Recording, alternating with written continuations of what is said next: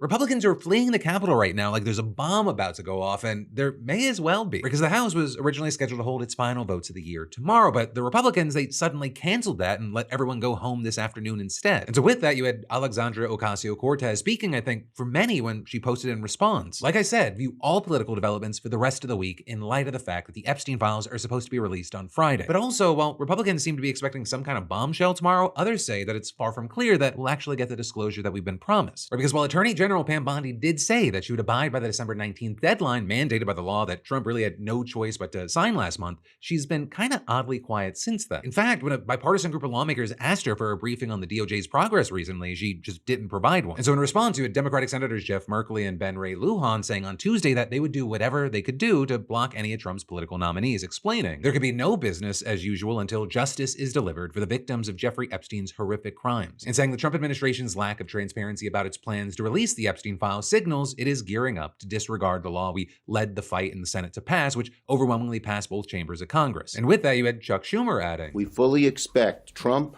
Bondi, and their minions to dodge, delay, or partially release these files. We are all asking the obvious question that looms.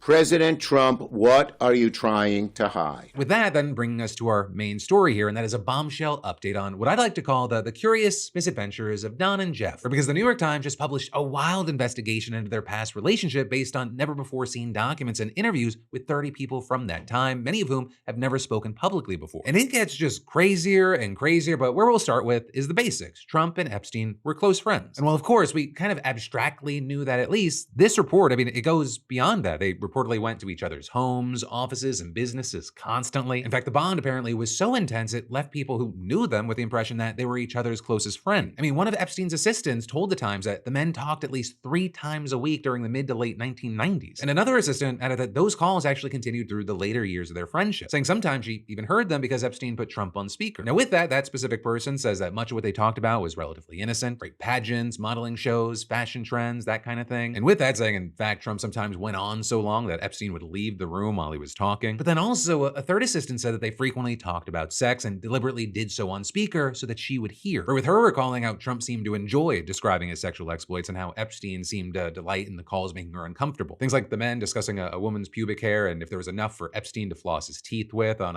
another call, Trump allegedly described having sex with another woman on a pool table. You know, these stories, they just keep coming and coming. Things like during a flight, Trump allegedly came on to one of Epstein's employees telling her he could have anyone he wanted. Another employee recalling that Trump occasionally sent over modeling cards for Epstein to peruse like a menu. You also had the Times reporting that Jill Harth, a former business partner who later accused Trump of sexually assaulting her at a party that Epstein also attended, saying that Trump once demanded that she provide him with access to a 17-year-old Czech beauty pageant contestant. And while we don't know what, if anything, happened there, you also had another contestant from Switzerland telling the Times that during that same event, one of Trump's employees asked her to meet privately with him in a suite upstairs, saying that when she arrived, Trump began groping her, kissing her, and trying to lift her dress, recalling, "I yelled, I screamed, I pushed him, he didn't want to give up." And with that, you had her friend corroborating the story, saying that she told him about it back in 2004, and there's a photo of her with Trump as well. Also at the same event, she says that Epstein introduced himself to her as Don's best friend, with that adding that she was confused because he didn't seem to be affiliated with the pageant, so she didn't understand why he had been allowed into the press luncheon. But she said Epstein allegedly continued telling her Don likes you very much, invited her to Mar-a-Lago, promised to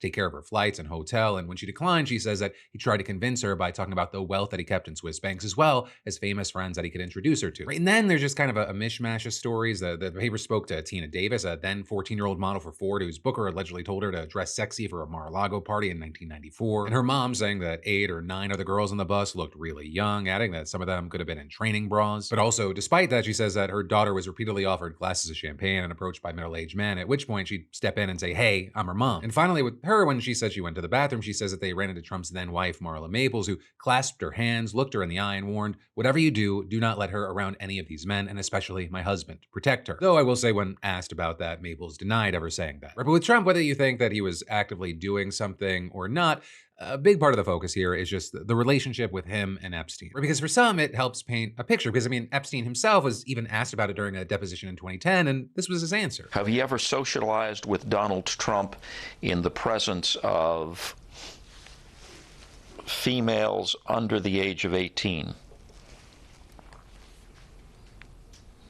Though I'd like to answer that question, at least today, I'm going to have to assert my 5th 6th and 14th Amendment right, sir. Also today, Democrats on the House Oversight Committee released a batch of around 70 photos reportedly found on Epstein's computer. And although none of them implicate Trump, some of them do offer a glimpse into the kind of stuff that still hasn't been released yet. So that includes things, for example, like a text exchange with an unidentified person who says, "I will send you girls now, and maybe someone will be good for Jay," as well as several images showing a woman's lower leg and foot on what looks like a bed with a copy of the novel Lolita in the background. Right on her foot is a handwritten quote from the book that reads, "She was low, plain low, in the morning, standing 4 feet 10 in one sock." Also, there are photos of women's passports and ID cards from Ukraine, the Russian Federation, South Africa, Italy, the Czech Republic, and Lithuania. But also, reportedly, there are more than 95,000 more images that were turned over to the committee by Epstein's estate last week. So you can definitely expect to see more in the near future. Right, and all of that, it brings us back to the question of, well, what the hell is actually going to get released on Friday? Is it a bombshell? Is it a nothing burger? Is it a bombshell that was cleansed into being a nothing burger? Well, time will tell, and we'll see what the fallout from that is.